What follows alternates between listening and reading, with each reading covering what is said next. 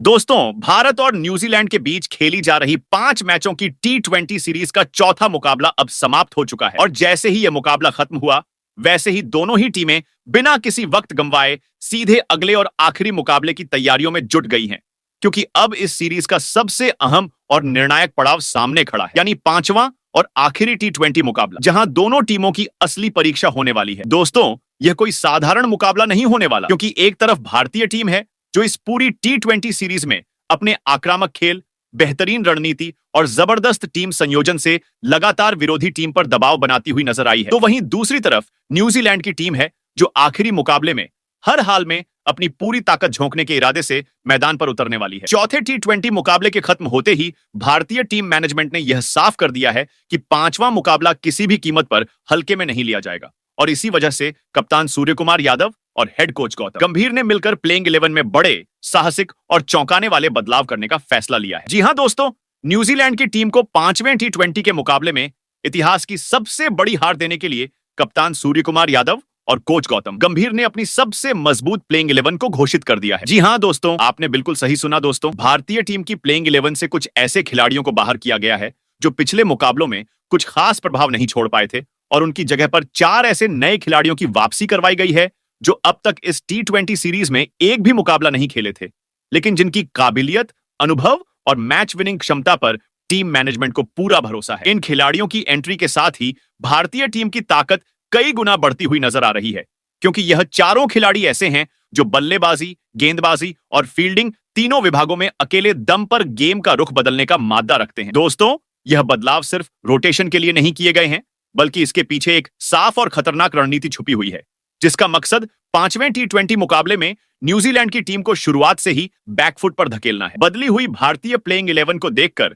New Zealand का खेमा भी पूरी तरह चौंक गया है, क्योंकि उन्हें इस बात का अंदाजा ही नहीं था कि आखिरी मुकाबले से पहले भारतीय टीम इतनी आक्रामक सोच के साथ मैदान में उतरने वाली है। यही वजह है कि न्यूजीलैंड की टीम ने भी अपनी प्लेइंग 11 में कुछ खिलाड़ियों की वापसी करवाई है और अपनी रणनीति में बदलाव किए हैं ताकि भारतीय टीम की इस नई और घातक रणनीति का मुकाबला किया जा सके। लेकिन दोस्तों, जिस तरह का आत्मविश्वास, लय और निरंतरता भारतीय टीम ने इस पूरी T20 सीरीज में दिखाई है, उसे देखते हुए यह साफ कहा जा सकता है कि भारतीय टीम इस समय मानसिक रूप से न्यूजीलैंड से कहीं ज्यादा मजबूत नजर आ रही है। कप्तान सूर्य कुमार यादव की कप्तानी में टीम इंडिया ने निडर और आक्रामक क्रिकेट खेला है, जहां हर खिलाड़ी को खुलकर खेलने की आजादी मिली है और यही वजह है कि भारतीय टीम का हर बल्लेबाज और हर गेंदबाज खुद को मैच विनर साबित करने की क्षमता रखता हुआ नजर आ रहा है। हेड कोच गौतम गंभीर की सोच और उनकी आक्रामक क्रिकेट फिलॉसफी भी इस टीम में साफ दिखाई दे रही है, क्योंकि अब भारतीय टीम हालात के हिसाब से नहीं बल्कि अपनी ताकत के हिसाब से खेलती हुई नजर आ रही है। दोस्तों, पांचवां T20 मुकाबला भारतीय टीम के लिए सिर्फ सीरीज का आखिरी मैच नहीं है, बल्कि यह आने वाले वर्ल्ड कप से पहले खुद को परखने, बेंच स्ट्रेंथ को आजमाने और विरोधी टीमों को एक कड़ा संदेश देने का सुनहरा मौका है। टीम इंडिया चाहती है कि वह इस मुकाबले को जीतकर न सिर्फ सीरीज का समापन मजबूती के साथ करे, बल्कि वर्ल्ड कप से पहले अपने आत्मविश्वास को भी चरम पर पहुंचाए। यही वजह है कि कप्तान सूर्य कुमार यादव और कोच गौतम गंभीर ने पांचवें मुकाबले के लिए एक ऐसा मास्टर प्लान तैयार किया है जिसमें कोई भी खिलाड़ी अपनी जगह को लेकर सुरक्षित महसूस नहीं करेगा और हर किसी को मैदान पर अपना 100% देना होगा। दोस्तों, खास बात यह है कि जिन 4 नए खिलाड़ियों को प्लेइंग 11 में शामिल किया गया है, वे न्यूजीलैंड के लिए पूरी तरह सरप्राइज पैकेज साबित हो सकते हैं, क्योंकि इन खिलाड़ियों की मौजूदा भूमिका, फॉर्म और रणनीतिक इस्तेमाल को पढ़ पाना न्यूजीलैंड के लिए आसान नहीं होगा। यही अनिश्चितता न्यूजीलैंड के लिए सबसे बड़ी चुनौती बन चुकी है। अब यह मुकाबला सिर्फ रन बनाने या विकेट लेने तक सीमित नहीं रह गया है, बल्कि यह मुकाबला रणनीति, दबाव झेलने की क्षमता और मानसिक मजबूती का बन चुका है और इन सभी पहलुओं में भारतीय टीम इस समय बेहद संतुलित और खतरनाक नजर आ रही है। दोस्तों, पांचवें T20 मुकाबले में भारतीय टीम का हर खिलाड़ी यह साबित करने के इरादे से मैदान पर उतरेगा कि वह वर्ल्ड कप की टीम में अपनी जगह का हकदार है और यही भूख इस टीम को और भी ज्यादा खतरनाक बना देती है। ऐसे में यह कहना बिल्कुल गलत नहीं होगा कि पांचवां T20 मुकाबला दोनों टीमों के लिए बेहद अहम होने वाला है, लेकिन भारतीय टीम जिस तैयारी, आत्मविश्वास और आक्रामक सोच के साथ मैदान पर उतरने जा रही है, वह साफ संकेत दे रही है कि टीम इंडिया इस सीरीज का अंत पूरी ताकत और दबदबे के साथ करना चाहती है और वर्ल्ड कप की ओर बढ़ते हुए दुनिया भर की टीमों को यह संदेश देना चाहती है कि भारत पूरी तरह तैयार है हर चुनौती के लिए और हर बड़े मुकाबले के लिए। तो दोस्तों, आज के इस ब्रांड न्यू और धमाकेदार वीडियो में हम आपको पूरी डिटेल के साथ बताने वाले हैं कि भारत और न्यूजीलैंड के बीच खेली जा रही 5 मैचों की T20 सीरीज का 5वां और आखिरी हाई वोल्टेज मुकाबला आखिर कब, कहां और कितने बजे से खेला जाएगा। क्योंकि यह मुकाबला सिर्फ एक मैच नहीं बल्कि सीरीज का फाइनल टक्कर वाला क्लाइमैक्स होने वाला है, जहां दोनों टीमें अपनी आखिरी ताकत झोंकने के इरादे से मैदान पर उतरेंगी। दोस्तों, इस वीडियो में आपको यह भी पूरी और सटीक जानकारी मिलेगी कि इस रोमांचक मुकाबले का लाइव टेलीकास्ट और लाइव स्ट्रीमिंग आप किस प्लेटफॉर्म पर देख सकते हैं, ताकि आप एक भी गेंद मिस न करें और पूरा मैच लाइव एंजॉय कर सकें। इसके साथ साथ हम आपको बताएंगे कि भारत और न्यूजीलैंड के बीच अब तक खेले गए T20 मुकाबलों में जीत और हार के आंकड़े क्या कहते हैं और इन आंकड़ों के हिसाब से कौन सी टीम इस फॉर्मेट में अब तक दूसरी टीम पर ज्यादा भारी साबित हुई है। क्योंकि दोस्तों, आंकड़े ही बताते हैं कि दबदबा किसका रहा है और दबाव किस पर ज्यादा होगा। इतना ही नहीं, इस वीडियो में हम आपको 5वें T20 मुकाबले की पिच रिपोर्ट से भी रूबरू करवाएं, जहां साफ साफ बताया जाएगा कि इस मैदान पर बल्लेबाजों का जलवा देखने को मिलेगा या फिर गेंदबाज मैच में कहर बरपाने वाले हैं। यानी क्या रन बरसेंगे या विकेटों की बारिश होगी। पूरी पिच रिपोर्ट आपको विस्तार से समझाई जाएगी ताकि आप मैच को और बेहतर तरीके से समझ सकें। दोस्तों, इसके अलावा इस वीडियो की सबसे बड़ी खासियत यह रहने वाली है कि हम आपको बताएंगे कि इस आखिरी T20 मुकाबले में टीम इंडिया किस बदली हुई प्लेइंग 11 के साथ मैदान पर उतरने वाली है और कैसे कप्तान सूर्य कुमार यादव और टीम मैनेजमेंट ने न्यूजीलैंड को चौंकाने के लिए अपनी रणनीति में बड़े बदलाव किए हैं। हम इस वीडियो में भारतीय टीम की प्लेइंग 11 में शामिल सभी 11 खिलाड़ियों की चर्चा विस्तार से करेंगे और बताएंगे कि कौन सा खिलाड़ी किस रोल में नजर आ सकता है और कैसे यह टीम न्यूजीलैंड को चारों खाने चित करने की पूरी तैयारी में है। दोस्तों, सिर्फ इतना ही नहीं, इस 5वें T20 मुकाबले से जुड़ी हुई कई बड़ी, अहम और एक्सक्लूसिव बातें भी हम आपके सामने रखने वाले हैं, जिन्हें जानना आपके लिए मैच शुरू होने से पहले बेहद जरूरी हो जाता है, क्योंकि यही बातें मैच का पूरा मजा दोगुना कर देती हैं। लेकिन दोस्तों, इससे पहले एक छोटी सी रिक्वेस्ट है। अगर आप भी भारतीय टीम से जुड़ी हर छोटी बड़ी खबर, हर अपडेट और हर ब्रेकिंग न्यूज सबसे पहले पाना चाहते हैं, तो अभी के अभी हमारे इस चैनल संजू क्रिकेट वर्ल्ड को सब्सक्राइब कर दीजिए। वीडियो को दिल से एक लाइक जरूर मारिए और इसे अपने क्रिकेट लवर दोस्तों के साथ शेयर करना बिल्कुल मत भूलिए। और हाँ दोस्तों, कमेंट बॉक्स में जरूर बताइए कि आपके हिसाब से T20 फॉर्मेट में भारत का सबसे बेहतरीन बल्लेबाज और सबसे शानदार गेंदबाज कौन है।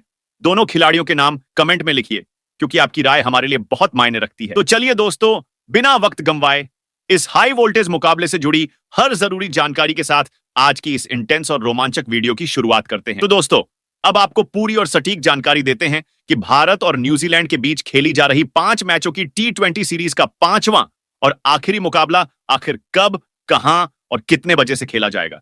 क्योंकि यह मैच सिर्फ एक औपचारिक मुकाबला नहीं बल्कि सीरीज का निर्णायक और बेहद रोमांचक टकराव होने वाला है। दोस्तों, भारत और न्यूजीलैंड के बीच यह 5वां T20 मुकाबला 31 जनवरी शनिवार को खेला जाएगा, जिसका इंतजार दोनों टीमों के फैंस बेसब्री से कर रहे हैं। यह हाई वोल्टेज मुकाबला भारतीय समय के अनुसार शाम 7 बजे से शुरू होगा, यानी टॉस लगभग आधा घंटा पहले देखने को मिल सकता है। मैच का आयोजन तिरुवनंतपुरम स्थित ग्रीनफील्ड इंटरनेशनल क्रिकेट स्टेडियम में किया जाएगा, जो अपनी खूबसूरत आउटफील्ड और तेज पिच के लिए जाना जाता है। इस मैदान पर पहले भी कई रोमांचक मुकाबले देखने को मिल चुके हैं और एक बार फिर से यहां क्रिकेट का जबरदस्त माहौल बनने की पूरी उम्मीद है। दोस्तों, अगर आप इस मुकाबले को टीवी पर लाइव देखना चाहते हैं तो इसका live telecast star sports network के विभिन्न चैनलों पर उपलब्ध रहेगा, जहां आप अपनी पसंदीदा भाषा में कमेंट्री के साथ मैच का मजा ले सकते हैं। वहीं अगर आप मोबाइल, लैपटॉप या स्मार्ट टीवी पर मैच देखना चाहते हैं तो इसकी लाइव स्ट्रीमिंग जियो हॉटस्टार ऐप पर की जाएगी, जहां हर एक गेंद का लाइव एक्शन आपको देखने को मिलेगा। तो दोस्तों,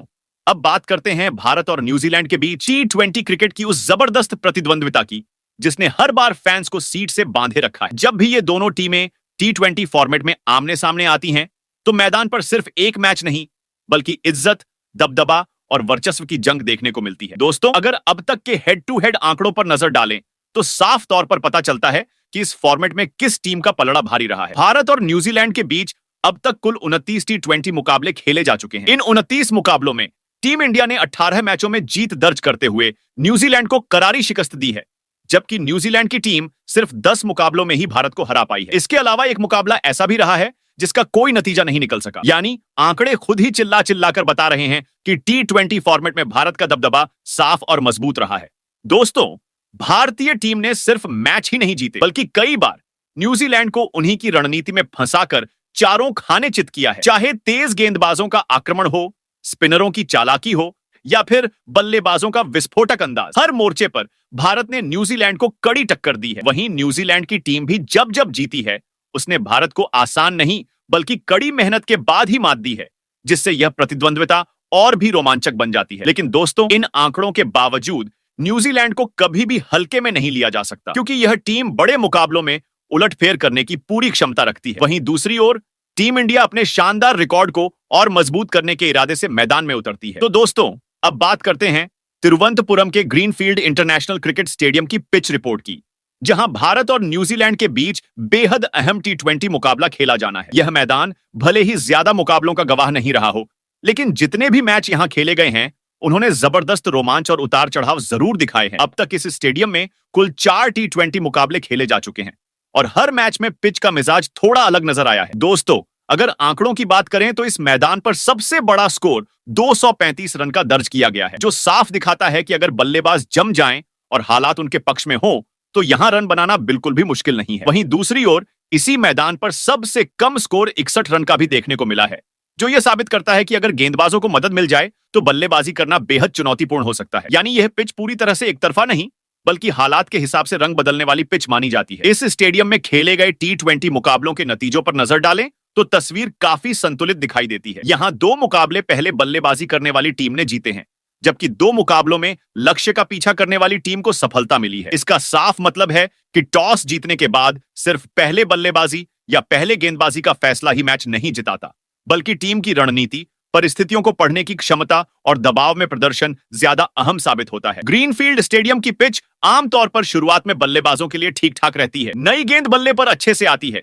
जिससे पावर प्ले में रन बनाने के मौके मिलते हैं। लेकिन जैसे जैसे मैच आगे बढ़ता है, पिच थोड़ी धीमी हो जाती है और स्पिन गेंदबाजों को मदद मिलने लगती है। तो चलिए दोस्तों, अब सीधा मुद्दे पर आते हैं और आपको बताते हैं कि कप्तान सूर्य कुमार यादव और हेड कोच गौतम गंभीर ने 5वें T20 मुकाबले में न्यूजीलैंड की टीम को पूरी तरह दबाव में रखने के लिए कैसी खतरनाक प्लेइंग 11 के साथ मैदान पर उतरने का फैसला किया। यह मुकाबला सिर्फ एक मैच नहीं है, बल्कि न्यूजीलैंड के लिए इज्जत बचाने की लड़ाई और भारत के लिए दबदबा कायम रखने का मौका है। सबसे पहले बात करते हैं ओपनिंग जोड़ी की, जहां कप्तान सूर्य कुमार यादव ने बिना किसी झिझक के एक बार फिर अभिषेक शर्मा को बड़ी जिम्मेदारी सौंपी है और ईमानदारी से कहें तो यह फैसला पूरी तरह जायज भी है। अभिषेक शर्मा इस वक्त T20 फॉर्मेट में ऐसे बल्लेबाज बन चुके हैं जिनका नाम सुनते ही गेंदबाजों की रणनीति बिगड़ जाती है। वह बल्लेबाज जो पहली ही गेंद से मैच की दिशा बदलने का मादा रखते हैं। अभिषेक शर्मा की सबसे बड़ी ताकत उनकी निडर बल्लेबाजी है। उन्हें न तो गेंदबाज का नाम डराता है और न ही मैदान की परिस्थितियां। वह शुरू से ही गेंदबाजों पर हमला बोलते हैं और पावर प्ले को पूरी तरह अपने नाम करने की कोशिश करते हैं। यही वजह है कि गेंदबाज उनके सामने फील्ड सेट करने से पहले ही दबाव में आ जाते हैं। अभिषेक शर्मा ऐसे बल्लेबाज हैं जो एक ओवर में मैच का पूरा समीकरण बदल सकते हैं। अगर उनके T20 करियर पर नजर डालें तो 37 T20 खेलते हुए इन्होंने 1300 से ज्यादा रन बनाए हैं, जिसमें इन्होंने 2 शतक और 8 अर्धशतक ठोका है। 5वें T20 में भारतीय टीम उनसे एक बार फिर तेज और आक्रामक शुरुआत की उम्मीद करेगी, ताकि शुरुआत में ही न्यूजीलैंड की टीम को बैकफुट पर धकेल दिया जाए। अब दोस्तों, इसके बाद कप्तान सूर्य कुमार यादव ने ओपनिंग जोड़ी में एक और बड़ा फैसला लेते हुए विकेट कीपर बल्लेबाज संजू सैमसन को नंबर 2 पर मौका दिया। जी हां दोस्तों, ये वही संजू सैमसन है जिनका फॉर्म पिछले कुछ T20 सीरीज में उतार चढ़ाव भरा जरूर रहा है, लेकिन जिनकी काबिलियत पर सवाल उठाने की हिम्मत आज भी कोई गेंदबाज नहीं करता। संजू सैमसन का नाम आते ही विपक्षी टीम को पता चल जाता है कि अब मैच किसी भी पल पलट सकता है। यह बात सही है कि मौजूदा T20 सीरीज में संजू सैमसन का बल्ला उम्मीद के मुताबिक जोरदार आवाज नहीं कर पाया है। लेकिन दोस्तों, क्रिकेट आंकड़ों से नहीं क्लास से खेला जाता है और संजू सैमसन के पास क्लास कूट कूट कर भरी हुई है। वह उन बल्लेबाजों में से हैं जो अगर लय में आ जाएं तो गेंदबाजों की पूरी योजना तहस नहस कर देते हैं। विकेट कीपिंग के साथ साथ ओपनिंग की जिम्मेदारी निभाना आसान नहीं होता, लेकिन संजू सैमसन इस रोल में पहले भी खुद को साबित कर चुके हैं। अगर उनके T20 करियर के आंकड़ों पर नजर डालें तो उन्होंने अब तक 56 T20 मुकाबले खेलते हुए 1050 से अधिक रन बनाए हैं। इस दौरान उनके बल्ले से 3 शतक और 3 अर्धशतक निकल चुके हैं, जो इस बात का सबूत है कि वह बड़े मौके के बड़े खिलाड़ी हैं। कप्तान सूर्य कुमार यादव का संजू सैमसन पर भरोसा साफ दिखाता है कि टीम मैनेजमेंट उनके टैलेंट को पूरी तरह समझता है। वहीं दोस्तों, अब बात करते हैं अगले अहम खिलाड़ी की, जहां कप्तान सूर्य कुमार यादव ने नंबर 3 पर एक बड़ा और बेहद सोच समझकर लिया गया फैसला किया है। इस मुकाबले में ईशान किशन को आराम देते हुए उनकी जगह तिलक वर्मा को प्लेइंग 11 में शामिल किया गया है। जी हां दोस्तों, तिलक वर्मा जो चोट की वजह से पिछले कुछ मुकाबलों में मैदान पर नजर नहीं आ पाए थे, अब पूरी तरह फिट होकर टीम इंडिया में वापसी कर चुके हैं। उनकी वापसी से भारतीय टीम का मिडिल ऑर्डर पहले से कहीं ज्यादा संतुलित और मजबूत दिखाई दे रहा है। यह मानना पड़ेगा कि तिलक वर्मा की गैर मौजूदगी में ईशान किशन ने मिडिल ऑर्डर में जिम्मेदारी को बखूबी निभाया था और आक्रामक अंदाज में बल्लेबाजी करते हुए टीम को मुश्किल हालात से बाहर भी निकाला। लेकिन टीम मैनेजमेंट का यह फैसला पूरी तरह भविष्य को ध्यान में रखकर लिया गया है, क्योंकि कुछ ही समय बाद T20 वर्ल्ड कप खेला जाना है और ऐसे में तिलक वर्मा जैसे भरोसेमंद मिडिल ऑर्डर बल्लेबाज को मैच प्रैक्टिस देना बेहद जरूरी हो जाता है। तिलक वर्मा भारतीय टीम के उन खिलाड़ियों में से हैं जो दबाव की स्थिति में भी घबराते नहीं हैं। मिडिल ऑर्डर में उनकी मौजूदगी टीम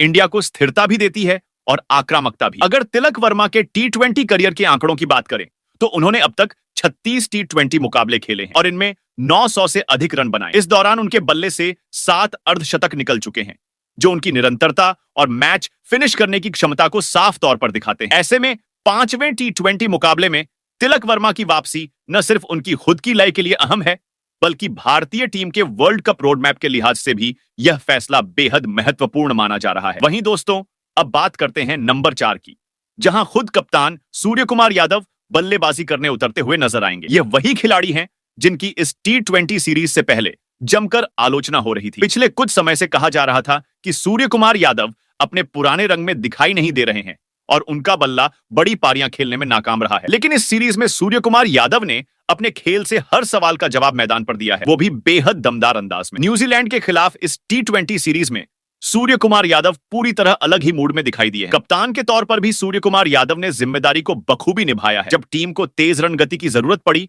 उन्होंने आक्रामक रुख अपनाया और जब विकेट बचाकर खेलने की जरूरत थी, तब उन्होंने संयम दिखाया। यही वजह है कि भारतीय टीम की बल्लेबाजी इस सीरीज में काफी संतुलित और खतरनाक नजर आई। अगर सूर्य कुमार यादव के T20 करियर के आंकड़ों पर नजर डाले तो वे उनकी महानता को खुद बयान करते हैं। उन्होंने अब तक 103 T20 मुकाबले खेले हैं, जिनमें लगभग 3000 रन बनाए हैं। इस दौरान उनके बल्ले से 23 अर्धशतक और 4 शतक निकले हैं। ऐसे में नंबर 4 पर सूर्य कुमार यादव की मौजूदगी भारतीय टीम के लिए सबसे बड़ी ताकत बनकर उभर रही है और 5वें T20 मुकाबले में भी उनसे एक और बड़ी पारी की उम्मीद की जा रही है। वहीं दोस्तों, अब बात करते हैं नंबर 5 की, जहां कप्तान सूर्य कुमार यादव ने ऑलराउंडर खिलाड़ी शिवम दुबे को अपनी प्लेइंग 11 में जगह दी है। शिवम दुबे इस पूरी T20 सीरीज में अपने शानदार प्रदर्शन से लगातार चर्चा में रहे हैं और उन्होंने यह साबित किया है कि वह टीम इंडिया के लिए कितने अहम खिलाड़ी हैं। चाहे बल्लेबाजी हो या गेंदबाजी, शिवम दुबे ने हर मौके पर टीम की जरूरत के मुताबिक योगदान दिया है। बल्लेबाजी की बात करें तो शिवम दुबे मिडिल ऑर्डर में तेजी से रन बनाने के लिए जाने जाते हैं। खासतौर पर डेथ ओवर्स में उनकी ताकतवर हिटिंग भारतीय टीम को बड़ा स्कोर खड़ा करने में मदद करती है। बड़े बड़े छक्के लगाकर रन गति बढ़ाना उनकी सबसे बड़ी खूबी मानी जाती है। जब टीम दबाव में होती है, तब शिवम दुबे जिम्मेदारी के साथ बल्लेबाजी करते हुए विपक्षी गेंदबाजों पर हमला बोलते हैं और मैच का रुख बदलने का दम रखते हैं। सिर्फ बल्लेबाजी ही नहीं, बल्कि गेंदबाजी में भी शिवम दुबे ने इस सीरीज में अपनी उपयोगिता साबित की है। कई मौकों पर उन्होंने अहम ब्रेक थ्रू दिलाकर टीम इंडिया को राहत भी दिलाई है। अगर शिवम दुबे के T20 करियर के आंकड़ों पर नजर डालें तो वे भी काफी प्रभावशाली दिखाई देते हैं। उन्होंने अब तक 54 T20 मुकाबले खेले हैं, जिनमें लगभग 700 रन बनाए हैं। इस दौरान उनके बल्ले से 4 अर्धशतक देखने को मिले हैं। वहीं गेंदबाजी में उन्होंने 25 से अधिक विकेट अपने नाम किए हैं, जो उनके ऑलराउंड योगदान को साफ दर्शाता है। वहीं दोस्तों, इसके बाद नंबर 6 की बात करें तो यहां कप्तान सूर्य कुमार यादव ने भारत के सबसे भरोसेमंद फिनिशर रिंकू सिंह को अपनी प्लेइंग 11 में शामिल किया है। रिंकू सिंह आज के समय में भारतीय टीम के लिए वह नाम बन चुके हैं जिनके सामने डेथ ओवर्स में गेंदबाज गेंद डालने से पहले 2 बार सोचने पर मजबूर हो जाते हैं। वजह साफ है, रिंकू सिंह को अगर आखिरी ओवरों में क्रीज पर टिकने का मौका मिल गया तो वह किसी भी मैच का पासा पलट सकते हैं। रिंकू सिंह की सबसे बड़ी ताकत उनकी शांत मानसिकता और विस्फोटक शॉट खेलने की क्षमता है। वह दबाव में घबराते नहीं हैं, बल्कि ऐसे हालात में और ज्यादा खतरनाक हो जाते हैं। बड़े बड़े छक्के, जमीन से बाहर जाती गेंदें और गेंदबाजों की लाइन लेंथ को पूरी तरह बिगाड़ देना, यही रिंकू सिंह की पहचान है। डेथ ओवर्स में उनका स्ट्राइक रेट विपक्षी टीम के लिए किसी बुरे सपने से कम नहीं होता। इस T20 सीरीज में भी रिंकू सिंह ने यह दिखा दिया है कि क्यों उन्हें भारत का फिनिशर कहा जाता है। अगर रिंकू सिंह के T20 करियर के आंकड़ों पर नजर डालें तो वे उनकी काबिलियत को पूरी तरह साबित करते हैं। उन्होंने अब तक 39 T20 मुकाबले खेले हैं, जिनमें 600 से ज्यादा रन बनाए हैं। इस दौरान उनके बल्ले से 3 अर्धशतक निकले हैं। ये आंकड़े भले ही बहुत बड़े न लगें, लेकिन जिस परिस्थिति में रिंकू सिंह बल्लेबाजी करते हैं, वहां हर रन सोने के भाव का होता है। वहीं दोस्तों,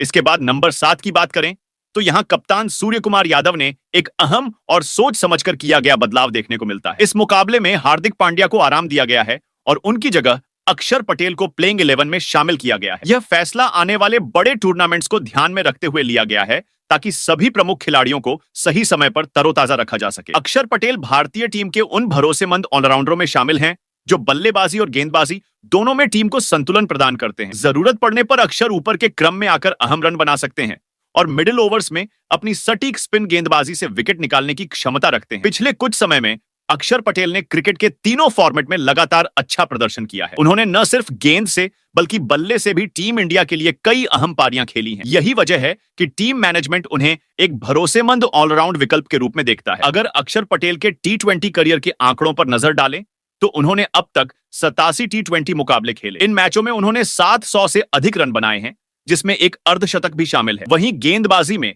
अक्षर पटेल ने 83 से अधिक विकेट हासिल किए हैं। वहीं दोस्तों, इसके बाद कप्तान सूर्य कुमार यादव ने नंबर 8 पर स्पिन गेंदबाज कुलदीप यादव को प्लेइंग 11 में शामिल किया है। जी हां दोस्तों, कुलदीप यादव, जिनका यह T20 सीरीज अब तक कुछ खास नहीं रहा है क्योंकि उन्होंने इस सीरीज में कई मौके पर ज्यादा रन खर्च किए हैं। हालांकि कुलदीप यादव अपने फॉर्मेट में बेहद कंजूसी और रणनीतिक गेंदबाजी के लिए जाने जाते हैं, लेकिन न्यूजीलैंड के बल्लेबाज इस बार उनके खिलाफ काफी आक्रामक नजर आए और कुलदीप यादव को चुनौती दी। ऐसे में अब 5वें T20 मुकाबले में कुलदीप यादव अपनी स्पिन गेंदबाजी के दम पर विरोधी बल्लेबाजों को नियंत्रित करने और विकेट लेने का प्रयास करेंगे। अगर हम कुलदीप यादव के T20 करियर के आंकड़ों की बात करें तो उन्होंने अब तक 53 T20 मुकाबले खेले हैं और इस दौरान उन्होंने 90 से अधिक विकेट अपने नाम किए हैं। यह आंकड़े साफ दिखाते हैं कि कुलदीप यादव टीम इंडिया के लिए कितने महत्वपूर्ण हैं। वहीं दोस्तों, इसके बाद नंबर 9 पर कप्तान सूर्य कुमार यादव ने लेग स्पिनर रवि बिश्नोई को प्लेइंग 11 में शामिल किया है। जी हां दोस्तों, रवि बिश्नोई को इस T20 सीरीज में हर मुकाबले खेलने का मौका नहीं मिला था, लेकिन जिन मुकाबलों में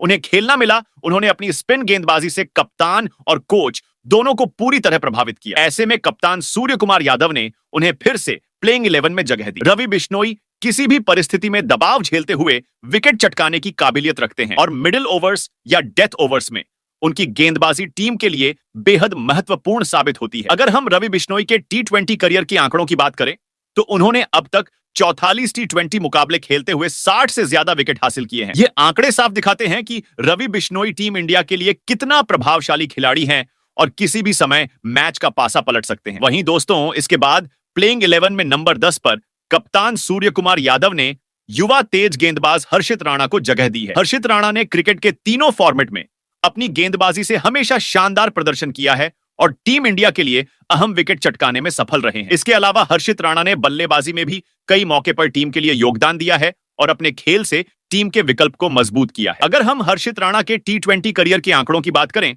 तो उन्होंने अब तक 9 T20 मुकाबले खेले हैं और इस दौरान 10 से अधिक विकेट अपने नाम किए हैं। हर्षित राणा किसी भी दबाव वाली स्थिति में भी शांत रहते हुए विपक्षी बल्लेबाजों को परेशान करते हैं और मैच का पासा पलटने की क्षमता रखते हैं। उनकी मौजूदगी टीम इंडिया के तेज गेंदबाजी आक्रमण को और मजबूत बनाती है। वहीं दोस्तों, इसके बाद प्लेइंग 11 में नंबर 11 पर कप्तान सूर्य कुमार यादव ने बाएं हाथ के स्विंग के माहिर गेंदबाज अर्शदीप सिंह को जगह दी है। अर्शदीप सिंह को उनकी सटीक स्विंग और शुरुआती ओवरों में बल्लेबाजों को झटका देने की क्षमता के लिए जाना जाता है। शुरुआती गेंदों में वह विपक्षी टीम को दबाव में लाने और विकेट चटकाने का काम करते हैं। हालांकि इस T20 सीरीज में अर्शदीप सिंह का प्रदर्शन अब तक थोड़ा कमजोर नजर आया है, लेकिन उनकी गेंदबाजी क्षमता पर किसी को शक नहीं है। अर्शदीप सिंह मैदान पर अनुभव और तकनीक के दम पर विपक्षी बल्लेबाजों को लगातार परेशान करते हैं और विकेट चटकाने की कला में माहिर हैं। अगर हम अर्शदीप सिंह के T20 करियर के आंकड़ों पर नजर डालें तो उन्होंने अब तक 75 T20 मुकाबले खेले हैं और इस दौरान 110 से ज्यादा विकेट अपने नाम किए हैं।